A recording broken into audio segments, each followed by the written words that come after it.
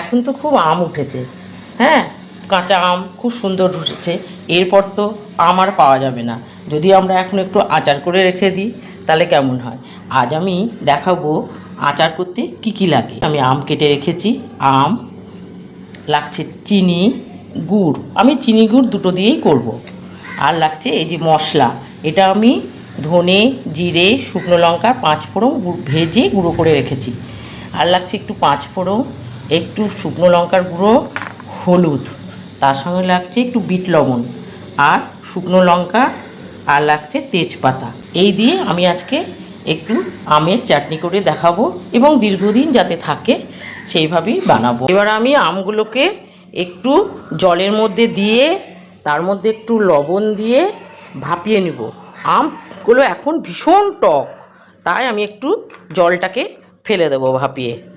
এই ভাপানোর পর আমি কি করছি, কীভাবে করছি আমি সেটা দেখাবো। এবার আমি কড়াইয়ে একটু তেল দিয়ে দেবো, অল্প তেল দিতে হবে, এটা তো মিষ্টি আচার, এই জন্য অল্প তেল।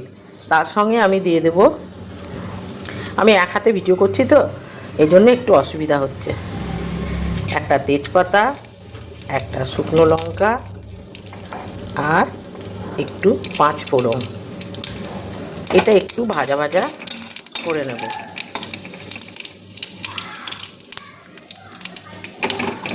একটু ভাজা ভাজা করে নেব। এটা আমার শুদ্ধ দিয়ে ডাঁটি সিদ্ধ, এই জন্য ডাঁটিটা ফেলে দিলাম। তার মধ্যে আমি দিয়ে দেব চিনি, দিয়ে দেব এই যে গুড়, তারপরে এটাকে একটু রসের মতন হয়ে যাবে। তার সঙ্গে দেব একটু জল, যাতে লেগে না যায়, সেজন্য আমি একটু জল দিই।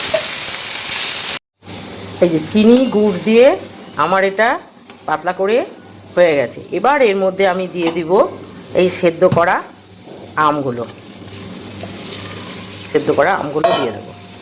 তার সঙ্গে দেব আমি অল্প একটু হলুদ গুঁড়ো, অল্প একটু লঙ্কার গুঁড়ো।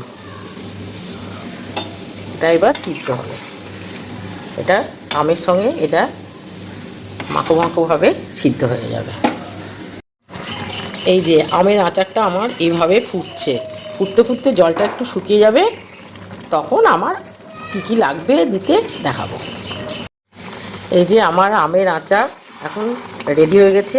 এর মধ্যে আমি এবার দেব এই যে রেখেছিলাম একটু বিট লবণ, আর তার সঙ্গে দেব একটু ভাজা মশলা।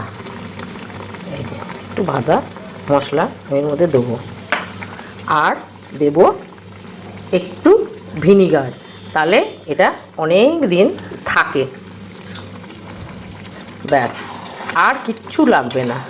খুব টক ঝাল মিষ্টি আমের আচার রেডি। আমার আমের আচার রেডি, টক ঝাল মিষ্টি আমের আচার, খুব সুন্দর খেতে।